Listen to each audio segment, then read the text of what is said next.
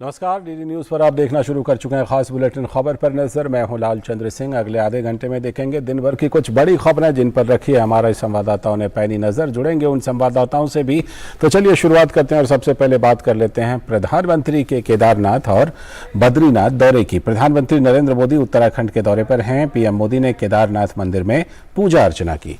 प्रधानमंत्री ने बाबा केदारनाथ धाम में भगवान शिव का रुद्राभिषेक किया।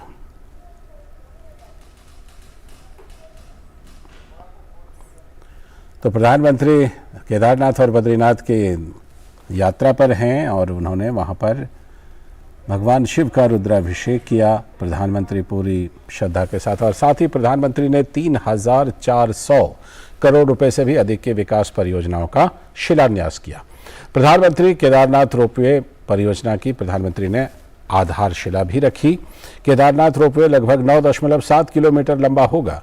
ये गौरी कुंड को केदारनाथ से जोड़ेगा, जिससे दोनों स्थानों के बीच यात्रा का समय वर्तमान में जो 6 से लेकर 7 घंटा है वो 6 से लेकर 7 घंटे कम होकर लगभग 30 मिनट का ही रह जाएगा। फिलहाल 6-7 घंटे लगते हैं, लेकिन अब 30 मिनट ही लगेगा। हेमकुंड रोपवे गोविंद घाट को हेमकुंड साहिब से जोड़ेगा। ये लगभग 12.4 किलोमीटर लंबा होगा और यात्रा समय को 1 दिन से कम करके केवल 45 मिनट तक सीमित कर देगा। इसके बाद पीएम मोदी ने आदिगुरु शंकराचार्य के समाधि स्थल के दर्शन किए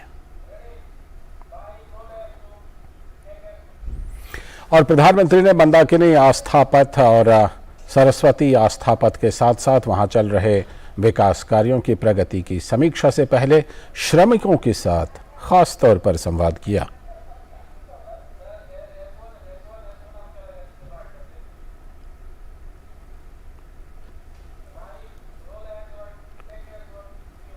और प्रधानमंत्री ने मंदाकिनी आस्था पथ और सरस्वती आस्था पथ पर चल रहे विकास कार्यों की प्रगति की समीक्षा की।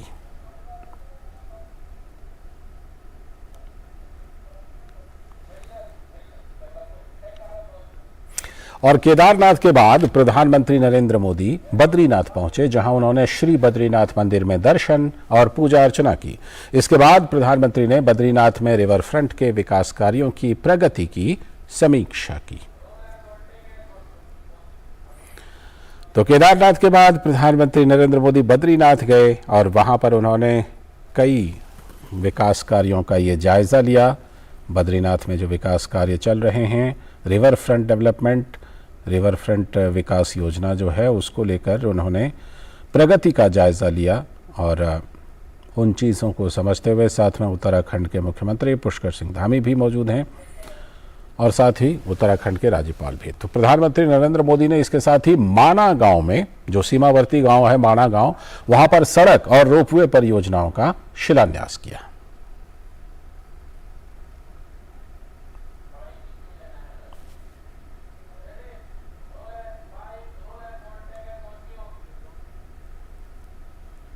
खंबे, तार, अंदर बैठने के लिए कार, इतना मात्र नहीं है। ये रोपवे तेज गति से आपको बाबा के पास ले जाएगा, इतना नहीं है। समय तो बचेगा, भक्ति में मन और ज्यादा लगेगा। और प्रधानमंत्री ने कहा कि आस्था के ये केंद्र सिर्फ एक ढांचा नहीं, बल्कि हमारे लिए प्राणवायु की तरह हैं। वो हमारे लिए ऐसे शक्तिपुंज हैं जो कठिन से कठिन परिस्थितियों में भी हमें जीवंत बनाए रखते हैं। गुलामी की ऐसी मानसिकता ने हमारे पूजनीय पवित्र आस्था स्थलों को जर्जर स्थिति में ला दिया था। सैकड़ों वर्षों से मौसम की मार सहते आ रहे पत्थर, मंदिर स्थल, पूजा स्थल के जाने के मार्ग, वहां पर पानी की व्यवस्था हो तो उसकी तबाही, सब कुछ तबाह होकर के रख दिया गया था।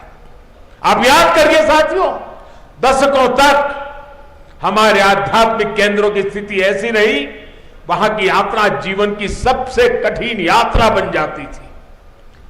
जिसके प्रति कोटि कोटि लोगों की श्रद्धा हो, हजारों साल से श्रद्धा हो, जीवन का एक सपना हो कि उस धाम में जाकर के मत्था टेक के आएंगे, लेकिन सरकारें ऐसी रही कि अपने ही नागरिकों को वहां तक जाने की सुविधा करने का उनको जरूरी नहीं लगा। पता नहीं कौन सी गुलामी की मानसिकता ने उनको जकड़ के रखा था। नरेंद्र मोदी ने कहा कि पहले जिन इलाकों को देश की सीमाओं का अंत मानकर नजरअंदाज कर दिया जाता था, लेकिन हमारी सरकार ने वहां से समृद्धि का आरंभ मानकर काम शुरू किया। पहले देश का आखिरी गांव जानकर जिसकी उपेक्षा की जाती थी, हम वहां के लोगों की अपेक्षाओं पर फोकस कर रहे हैं। पहले जिस इलाकों को देश की सीमाओं का अंत मानकर नजरअंदाज किया जाता था, हमने वहां से समृद्धि का आरंभ मानकर काम शुरू किया है। पहले देश का आखिरी गांव जानकर जिसकी उपेक्षा की जाती थी, हमने वहां के लोगों को अपेक्षाओं पर फोकस पर करके काम करना शुरू किया है। पहले देश के विकास में जिनका योगदान को महत्व नहीं दिया गया, हमने उन्हीं को साथ लेकर प्रगति के महान लक्ष्यों की ओर बढ़ने का संकल्प किया है। हमने पहाड़ की उन चुनौतियों का हल निकालने की कोशिश की है, जिससे जूझने में वहां के लोगों की बड़ी ऊर्जा व्यर्थ हो जाए, वो हमें मंजूर नहीं है। हमने हर गांव तक बिजली पहुंचाने का अभियान चलाया, जिसका बहुत बड़ा लाभ मेरे पहाड़ के भाई और बहनों को मिला। साथ ही प्रधानमंत्री ने कहा कि आधुनिक कनेक्टिविटी राष्ट्र की सुरक्षा की भी गारंटी होती है, इसीलिए इस दिशा में सरकार लगातार बड़े कदम उठा रही है। अब पहाड़ी राज्यों की कनेक्टिविटी को और बेहतर बनाने के लिए हमने विशेष तौर पर, जैसे सागरमाला है वैसे भारतमाला है, वैसे अब पर्वतमाला का काम आगे बढ़ने वाला है। इसके तहत उत्तराखंड और हिमाचल में रोपवे का एक बहुत बड़ा नेटवर्क बनना शुरू हो चुका है। हमारे यहां जब हम बॉर्डर की बात सुनते हैं तो यही मन में आता है कि वहां सिर्फ फौजी साथी होंगे, बाकी सब वीरान होगा। लेकिन इस धारणा को भी हमें बदलना है और धरातल भी इसको हमें बदल के रहना है। हमारे बॉर्डर के गांवों में चहल पहल बढ़नी चाहिए, वहां विकास जीवन का उत्सव बनना चाहिए, ये हम प्रयास कर रहे हैं। और हम तो कहते हैं जो कभी गांव छोड़ करके गए हैं उनको अपने गांव वापस लौटने का मन कर जाए, ऐसा मुझे जिंदा गांव खड़े करने हैं। और साथ ही प्रधानमंत्री नरेंद्र मोदी ने कहा कि डबल इंजन की सरकार में उत्तराखंड में लगातार हो रहे विकास के कारण पलायन कर गए लोग अपने घरों को लौटने लगे हैं। डबल इंजन की सरकार के प्रयासों से अब उत्तराखंड में विकास कार्यों में फिर तेजी आ रही है। जो लोग घर से पलायन करके चले गए थे, अब अपने पुराने घरों में लौटने लगे हैं। होम स्टे, गेस्ट हाउस, ढाबों, छोटी छोटी दुकानों में अब रौनक बढ़ने लगी है। इन सुविधाओं से उत्तराखंड में पर्यटन का हो रहा है विस्तार, यहां के विकास को भी गति देने वाला है। मुझे खुशी है कि डबल इंजन की सरकार यहां के युवाओं को होम स्टे की सुविधा बढ़ाने के लिए, युवाओं के स्किल डेवलपमेंट के लिए निरंतर आर्थिक मदद दे रही है। सीमावर्ती क्षेत्रों से युवाओं को एनसीसी से जोड़ने का अभियान भी यहां के युवाओं के उज्जवल भविष्य के लिए तैयार हो रहा है। पूरे देश में सीमावर्ती क्षेत्र में जो अच्छी स्कूल होगी, अब एनसीसी हम वहां चलाएंगे। और उत्तराखंड दौरे पर प्रधानमंत्री नरेंद्र मोदी ने सीमावर्ती गांव माणा पहुंचने के बाद सरस मेले का निरीक्षण किया। इस दौरान उन्होंने स्थानीय उत्पादों के बारे में जाना। प्रधानमंत्री ने स्थानीय लोगों से बातचीत भी की। उनके स्वागत में सांस्कृतिक कार्यक्रम प्रस्तुत किए गए।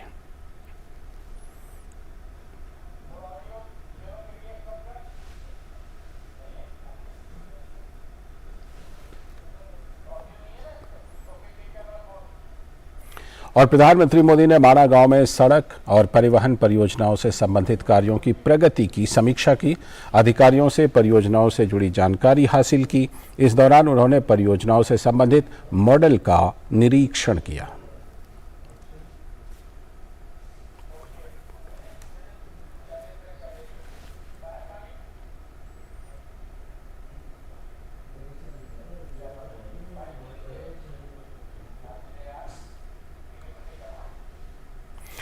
और प्रधानमंत्री की केदारनाथ बद्रीनाथ यात्रा पर हमारे साथ जानकारी देने के लिए जुड़ रहे हैं हमारे संवाददाता शैलेंद्र मिश्र, जो कि हमारे साथ जुड़ चुके हैं। शैलेंद्र, ये बताइए कि प्रधानमंत्री की इस यात्रा में धर्म है, कर्म है, अर्थ है, पर्यटन है और शक्ति है, सब सारा संदेश लगता है कि प्रधानमंत्री की केदारनाथ और बद्रीनाथ यात्रा में बिल्कुल समागम के साथ वहां पर नजर आ रहा है। शैलेंद्र,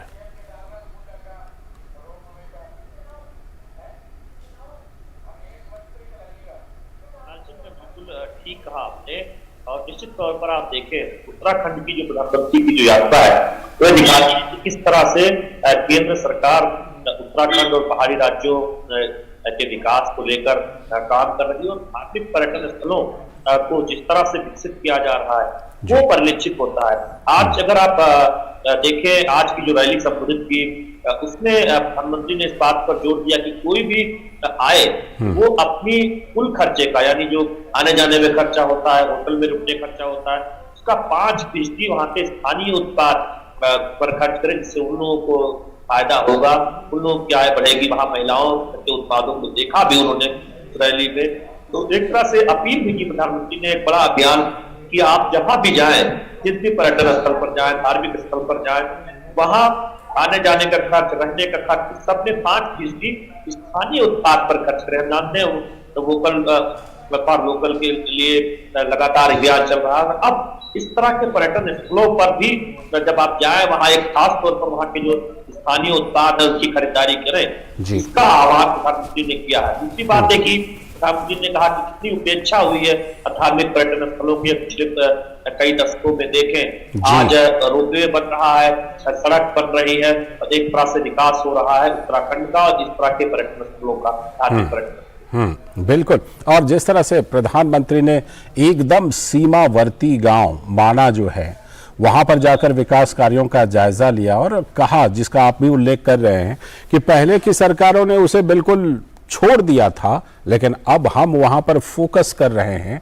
ये भी अपने आप में बिल्कुल एक बड़ा संकेत है कि भारत वहां तक, अपने सीमावर्ती के गांव तक बिल्कुल एक मजबूत देश और राष्ट्रीय एकता और अखंडता के लिए भी इसमें एक पैगाम छुपा हुआ है। शैलेंद्र, बिल्कुल ये संकेत है, ये संदेश है कि चाहे जितनी चुनौतियां हो गांव में, देश की जनता उनके साथ खड़ी है। और आप देखें, चाहे कच्छ का सीमावर्ती गांव हो या फिर उत्तराखंड का सीमावर्ती गांव हो, वहां पर विकास पर ध्यान देकर दरअसल ये दिखाया जा रहा है, ये एक संदेश भी है कि हम किसी भी गांव को विकास के मामले में छूटा देने वाले नहीं है। और सीमावर्ती गांवों पर तो खास ध्यान देने वाले हैं, चाहे वहां सड़क की सुविधा हो, आवागमन की सुविधा हो और वहां की लोगों की आय बढ़ाने की सुविधा हो। उसमें हमने देखा कि किस तरह से ट्रेनिंग सेंटर की बात की और कहा कि लोग जब बद्रीनाथ आए, बद्री विशाल के दर्शन करते, माड़ा गांव जरूर जाएं, वहां सड़क बेहतर की जा रही है। हमने देखा है हाईवे का चौड़ीकरण किया जा रहा है, रोपवे जिस तरह से 12 घंटे का सफर सिर्फ 1-2 घंटे में पूरा होगा। तो दरअसल दृष्टिकोण दर्शाता है ये मोदी सरकार का कि डबल इंजन की सरकार अपने उन चुनौती वाले इलाकों के विकास पर खास ध्यान दे रही है। और इस बात को प्रधानमंत्री ने जिक्र भी किया कि हमें उस गुलामी की मानसिकता को पूरी तरह छोड़ देना है, जिसमें एक तरह से देखें इन इलाकों की उपेक्षा की गई थी और ऐसे दूर और जो चुनौतीपूर्ण इलाके थे, धार्मिक पर्यटन स्थल थे, उन पर ध्यान नहीं दिया गया था। तो आज के संबोधन में प्रधानमंत्री ने कई अहम बातों का जिक्र किया। एक तरफ से किस तरह से गांव के लोगों को आर्थिक तौर पर और मजबूत बनाया जा सकता है, उनके जीवन को कैसे आसान बनाया जा सकता है, और कैसे उन्होंने बताया कि आवाजाही के साधन बेहतर हो रहे हैं पहाड़ी राज्यों में। और जैसा कि आपने सुनाया भी कि भारतमाला, सागरमाला के बाद पर्वतमाला पर जोर है, उत्तराखंड पर्वत में सड़क बनाने पर जोर। जी, बहुत बहुत धन्यवाद जुड़ने के लिए शैलेंद्र, और इस खबर पर चर्चा करने के लिए, विस्तार से जानकारी देने के लिए। बढ़ते हैं दूसरी बड़ी खबर की तरफ। केंद्रीय गृह मंत्री अमित शाह ने आज दिल्ली के प्रगति मैदान में 90वीं इंटरपोल महासभा के समापन सत्र को संबोधित किया। उन्होंने कहा कि दुनिया के कई देशों में इंटरपोल अपराध पर लगाम लगाने में संस्था एक महत्वपूर्ण इकाई बनकर सामने उभरा है। भारत में इंटरपोल की उपयोगिता पर उन्होंने कहा कि देश की आज़ादी के बाद से ही अब तक इस संस्था ने सराहनीय भूमिका निभाई है। इंटरपोल की 90वीं महासभा का आयोजन 18 से लेकर 21 अक्टूबर तक दिल्ली में किया गया।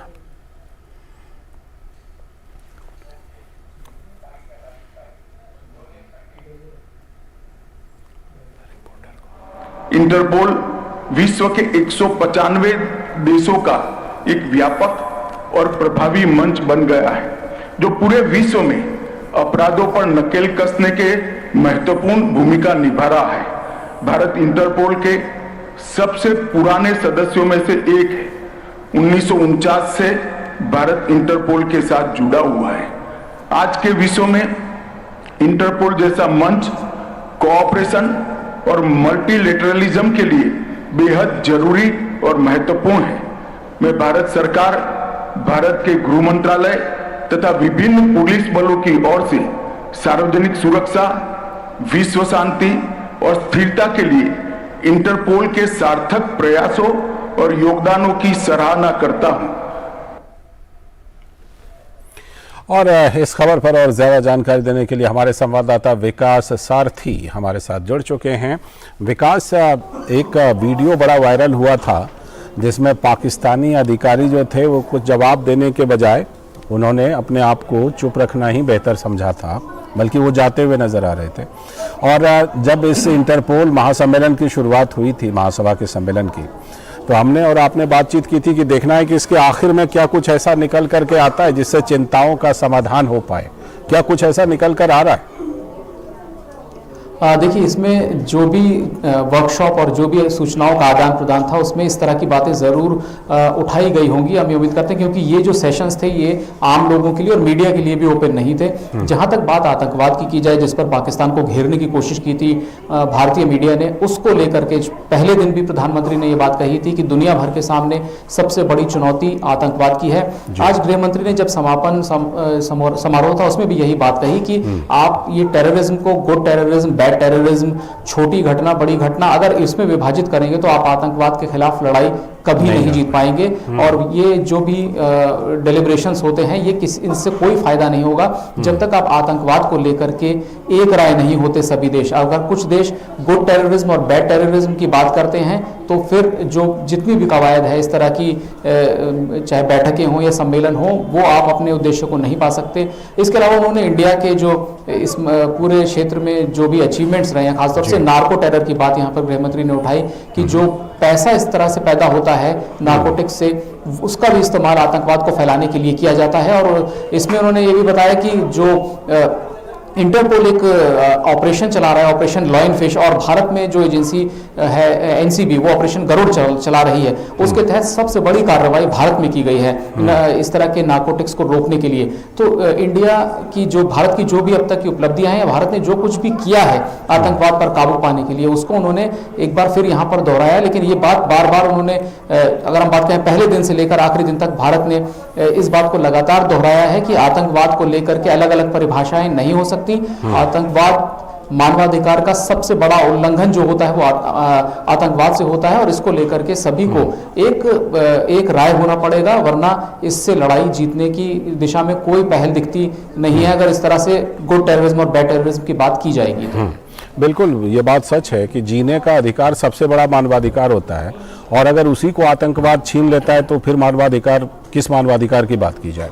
जिस तरह से प्रधानमंत्री नरेंद्र मोदी ने उद्घाटन सत्र को संबोधित किया था और आज समापन सत्र को गृह मंत्री अमित शाह ने संबोधित किया, भारत ने अपनी चिंताओं को, अपने मुद्दों को मजबूती के साथ रखा है इंटरपोल के सामने।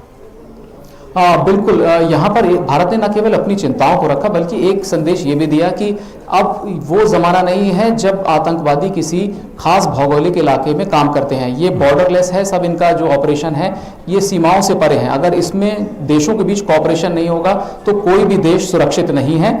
जो भी इस तरह के संगठित अपराध के जो बड़े बड़े संगठन हैं या आतंकवादी संगठन हैं, वो बॉर्डरलेस हैं, वो उनको किसी सीमा में ना उनका कोई यकीन है और ना वो सीमाओं से बंधे हैं। इसीलिए कोऑपरेशन ही सबसे प्रभावी तरीका है। इसमें दो बातें यहाँ पर गृह मंत्री ने कही कि उनको एजेंसीज को ये देखना होगा कि रियल टाइम इंफॉर्मेशन जो है वो साझा की जाए। एक तकनीकी कमी की तरफ उन्होंने यहाँ पर ये ध्यान दिलाया कि इंटरपोल में ज़्यादातर सदस्य हैं जो वो सेंट्रल एजेंसीज है, जैसे कि भारत में सीबीआई है। उन्होंने कहा कि इस तरह का कोऑपरेशन जहाँ पर रियल टाइम सूचनाओं को साझा किया जाए, वो एंटी टेररिस्ट ऑर्गेनाइजेशंस जो है, चाहे वो भारत में एनआईए हो या दुनिया के अलग अलग एजेंसीज हों, उनके बीच भी एक real time information sharing system होना चाहिए, तभी आतंकवाद के खिलाफ एक मजबूत तरीके से देश जो है वो कार्रवाई कर सकेंगे। मैं उसी पक्ष पर ख़ास तौर पर जो नई चुनौतियां हैं उस पर आने वाला था कि जैसे जब तकनीक बदलते हैं तो हम जानते हैं कि तकनीक का इस्तेमाल, बुरा इस्तेमाल भी होता है। हम जानते हैं कि जो आतंकवादी हैं वो ड्रोन तक का इस्तेमाल कर लेते हैं और भी तमाम तरह के इंटरनेट का इस्तेमाल, साइबर क्राइम, इन सब चीज़ों को लेकर के भी इंटरपोल ने कुछ अपनी प्लानिंग की कि भविष्य की चुनौतियों से या आज भी जो तकनीकी संबंधी चुनौतियां हैं उससे इंटरपोल किस तरह से निपटेगा, कोई खाका, कोई चर्चा उन्होंने बनाई? बिल्कुल, देखिए इसमें बिल्कुल ये बात की जा रही थी कि जहाँ तक इंफॉर्मेशन टेक्नोलॉजी की बात है, आतंकवादी संगठन बहुत तेज़ी से इनका मिसयूज़ करते हैं, इनका दुरुपयोग कर रहे हैं। एजेंसीज़ को भी उसी रफ्तार से इस तरह काउंटर टेररिस्ट एजेंसी जो हैं उनको भी इस तरह से इंफॉर्मेशन टेक्नोलॉजी से लैस होना होगा। जहाँ तक बात की जाए फ्यूचर प्लानिंग की, तो यहाँ पर भारत ने एक बार फिर कहा कि इंटरपोल का जो 100 साल का अनुभव है, अगले साल 100 साल हो जाएंगे इंटरपोल के, उसके आधार पर अगले 50 साल के लिए एक रणनीति इंटरपोल को बनानी चाहिए। जहाँ तक इंटरपोल की खुद की बात की जाए तो एक रिपोर्ट इंटरपोल ने यहाँ पे तैयार की है जिसमें वो सारे डेटा इकट्ठा किया गया और ग्लोबल ट्रेंड क्या है अपराधों का, उसको लेकर के एक डेटाबेस बनाया गया है। इसको सभी एजेंसीज को के साथ साझा किया जाएगा, सभी देशों की एजेंसीज के साथ। तो इसमें एक आपको दिशा मिलती है कि किस तरह की घटनाएं, क्योंकि आपने एक पैटर्न जरूर देखा होगा आतंकी घटनाओं में भी कि कुछ घटनाएं जो पहले विकसित देशों में हुई हैं, बिल्कुल उन्हीं की तर्ज पर अन्य देशों में टेररिस्ट अटैक करने की कोशिश हुई उसी तरीके से। तो ये जो ट्रेंड है इस तरह के संगठनों के काम करने में या इस तरह की घटनाओं में, उसका एक पूरा लेखा जोखा इंटरपोल ने यहाँ तैयार किया है, जिसका फायदा उन देशों को मिल सकता है जिनको खुद इस तरह के आतंकी हमलों का अनुभव नहीं है, वो इससे सीख सकते हैं। जी बिल्कुल, 100 साल पुरानी ये संस्था है और इंटरपोल की कई मामलों में तारीफ भी होनी चाहिए अच्छा काम करने के लिए, और उम्मीद है कि आगे चल करके जो भविष्य की चुनौतियां हैं उससे निपटने में ये संस्था सक्षम होगी। बहुत बहुत शुक्रिया विकास, जोड़ने के लिए और खबर पर विस्तार से चर्चा करने के लिए। बढ़ते हैं अगली बड़ी खबर की तरफ, और वो खबर जो है वो चिंता पैदा करती है, खासतौर पर दिल्ली एनसीआर में रहने वाले लोगों के लिए। दिवाली से पहले ही दिल्ली एनसीआर की हवा बिगड़ने लगी है। 22 अक्टूबर से वायु गुणवत्ता बहुत खराब रह सकती है। इस आशंका के बीच वायु गुणवत्ता प्रबंधन आयोग ने ग्रेडेड रिस्पांस एक्शन प्लान यानी GRAP का दूसरा चरण बीते बुधवार से लागू कर दिया है। ग्रेडेड रिस्पांस एक्शन प्लान राजधानी और उसके आसपास के क्षेत्रों में वायु प्रदूषण को काबू करने के लिए स्थिति की गंभीरता के अनुसार उठाए जाने वाले कदमों से जुड़ी हुई योजना है। इसे दिल्ली में प्रतिकूल वायु गुणवत्ता के 4 चरणों के तहत वर्गीकृत किया गया है। वायु गुणवत्ता सूचकांक यानी AQI के 201 से 300 के बीच यानी खराब श्रेणी में होने पर प्रथम चरण लागू कर दिया जाता है। वहीं जब AQI 301 से 400 के बीच यानी बहुत खराब श्रेणी में होता है तो फिर दूसरा चरण, और 401 से 450 के बीच गंभीर श्रेणी में होने पर तीसरा चरण, और 450 से अधिक यानी कि अत्यधिक गंभीर श्रेणी में होने पर चौथा चरण लागू किया जाता है।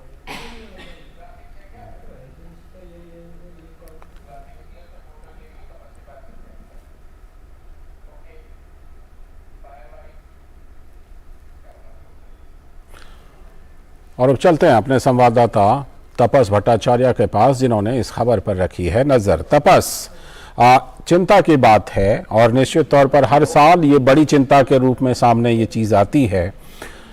एक बात कही जा रही थी कि लोगों ने सोचा था कि शायद जो पराली वाला मसला है, पंजाब में भी उसी पार्टी की सरकार बन गई जिसकी दिल्ली में बनी है, तो शायद उसमें स्थिति में सुधार होगी, लेकिन क्या इस बार भी स्थिति में कोई सुधार होती हुई नहीं दिख रही है? तपस, अभी तक तो ऐसा नहीं लग रहा कि शायद इस स्थिति में सुधार हो, क्योंकि अभी जो दिल्ली का जो ओवरऑल AQI जो आप बता रहे थे वो 262 है, जो अगर हम कुछ जगहों पे जैसे कि दिल्ली यूनिवर्सिटी की बात है वहां पे तो वो और भी ज्यादा खराब है। 262 बेसिकली पुअर क्वालिटी में आता है, लेकिन अगर हम दिल्ली यूनिवर्सिटी और आसपास के इलाके जैसे आनंद विहार और उसके आसपास के इलाके देखें तो वहां पे तो ये वेरी पुअर कैटेगरी यानी कि 327 की AQI पहुंच चुका है।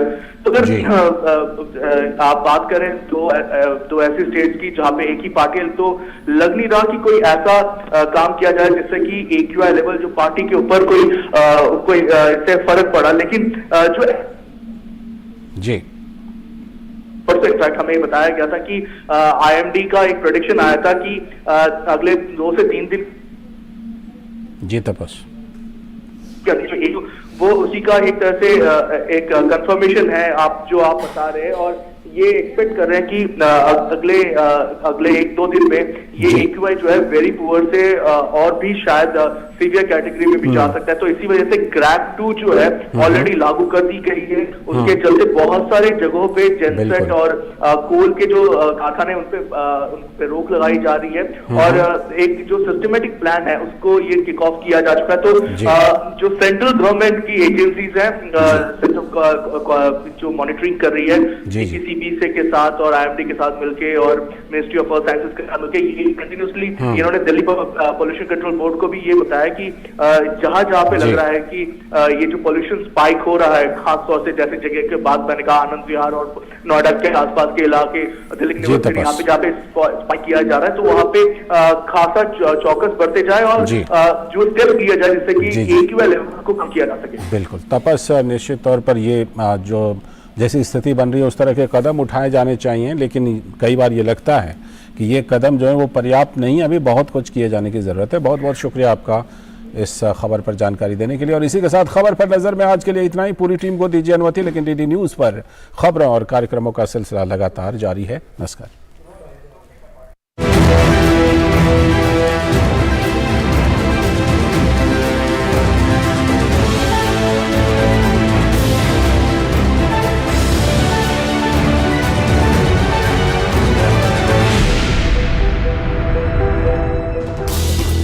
हर दिन हर पल